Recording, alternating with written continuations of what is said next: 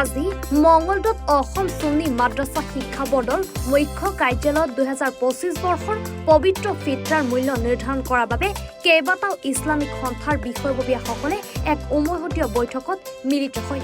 উক্ত বৈঠকত অসম সুন্নি মাদ্ৰাছা শিক্ষা বোৰ্ড, আহলে সুন্নত ৱাল জামাত অসম, সদৌ অসম উলামা ই আহলে সুন্নত কাউন্সিল, জামাতে ৰাজাই মুস্তাফা Assam, Islamic educational board of India Assam শাখা, সুন্নি student federation Assam, Raza foundation Assam, যুৱ আহলে সুন্নত অসম, উলমায়া আহলে সুন্নত কাউন্সিল আৰু দৰঙৰ মুফতিয়ানে কিৰাম, উলমাই কিৰাম আৰু সংস্থাকেইটাৰ বিষয়ববীয়াসকল উপস্থিত থাকে। উক্ত বৈঠকত সৰ্বসন্মতিক্ৰমে 2025 বৰ্ষৰ ৰমজানৰ ফিতৰা 2 কিলো 47 গ্ৰাম আটাৰ ন্যূনতম মূল্য 86 টকা নিৰ্ধাৰণ কৰা হয়।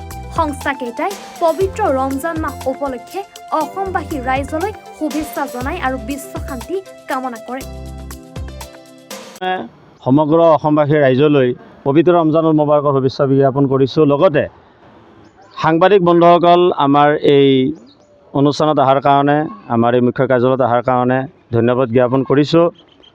লগতে আজি আমাৰ মুখ্য কাৰ্যালয়ত অসম সুন্নি মাদ্ৰাছা শিক্ষা পৰিষদৰ মুখ্য কাৰ্যালয় মঙ্গলদৈ, আমাৰ এই মুখ্য কাৰ্যালয়ত অসমৰ 9টা ইছলামিক সংস্থাৰ বৈঠক অনুষ্ঠিত হয়।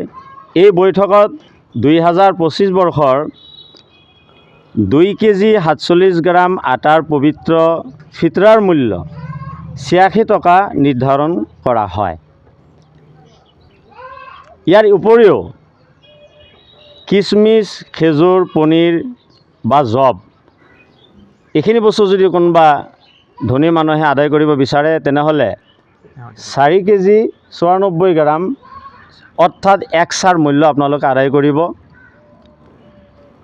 আল্লাহ ৰাব্বুল আলামিন যাতে আমাক সদকাতুল ফিতৰা আদায় কৰিবলৈ তৌফিক দান কৰে। পবিত্ৰ আল কোৰাণৰ এটা হুকুম আছে, আউযু বিল্লাহি মিনাশ শাইতানিৰ ৰাজিম, লান তানালুল বিৰৰা হাত্তা তুনফিকু মিম্মা তুহিব্বুন। অৰ্থাৎ তোমালোকৰ পচন্দনীয়, অতিকৈ পচন্দনীয় দ্ৰব্য আৰু সামগ্ৰী তোমালোকে আল্লাহ ৰাস্তাত ফিছাবিলে তোমালোকে আদায় কৰিবা। গতিকে সেইমতে যদি চোৱা যায় তেনেহ'লে আমি যিটো নিম্ন স্তৰৰ এটা মূল্য নিৰ্ধাৰণ কৰিছোঁ 86 টকা, ইয়াতকৈ ওপৰতো হৈ যাব পাৰে। ধৰক কোনোবাই যদি 90 টকা আদায় কৰিছে, 100 টকা আদায় কৰিছে, সেইটো নিজৰ নিজৰ এলেকা আৰু নিজৰ নিজৰ ঠাইমতে আপোনালোকে আদায় কৰিব পাৰিব।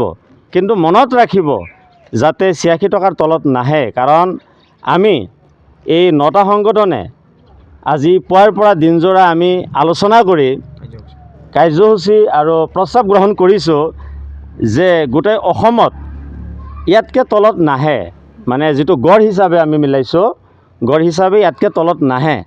গতিকে আপোনালোকে সেই হিচাপে সদকাতুল ফিতৰ আদায় কৰিব। ৰাইজ যাতে বিভ্ৰান্তিত নহয় যে ক'ৰবাত 95 টকা হৈছে, ক'ৰবাত 90 টকা হৈছে, সেইটো মূল্য বজাৰ হিচাপে হৈও যাব পাৰে। কিন্তু আমাৰ আচল যিটো মিকদাৰ, আচল যিটো মানে আমাৰ পৰিমাণ 2 কিলো 47 গ্ৰাম, এইটোক লৈ আহলে সুন্নাত জামাতৰ কোনো বিবাদ নাই। মাশাআল্লাহ গোটেই অসমত 2 কিলো 47 গ্ৰামৰ ওপৰতে আমল চলি আছে আৰু সকলোৱে আদায় কৰি আছে। ৰাইজ যাতে বিভ্ৰান্তিত নহয় যে আপাৰ অসমত বা মধ্য অসমত বা লোৱাৰ অসমত কিবা যদি মূল্যৰ তাৰতম্য হৈছে, এই তাৰতম্যৰ কাৰণে 2 কিলো 47 গ্ৰাম বদনামী নহয়। আপোনালোকে সকলোৱে আমি দিয়া এই 2 কিলো 47 গ্ৰামৰ মূল্য 86 টকা যাতে আদায় কৰে। আপোনালোকলৈ পুনৰ ধন্যবাদ জ্ঞাপন কৰিছোঁ ৰমজানুল মুবাৰকৰ, আৰু সাংবাদিকসকলকো ধন্যবাদ জ্ঞাপন কৰিছোঁ আপোনালোকে আমাৰ এই কথাখিনি নিউজখিনি প্ৰচাৰ কৰাৰ কাৰণে।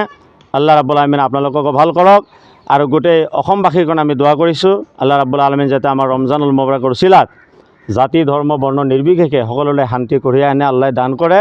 এইখিনি আমাৰ কামনা আৰু আল্লাহ ৰাব্বুল আলামিন কবুল কৰক। মঙ্গলদৈৰ পৰা বাবুল মকছেদ আহমেদৰ ৰিপৰ্ট, এনি ভাৰত 24।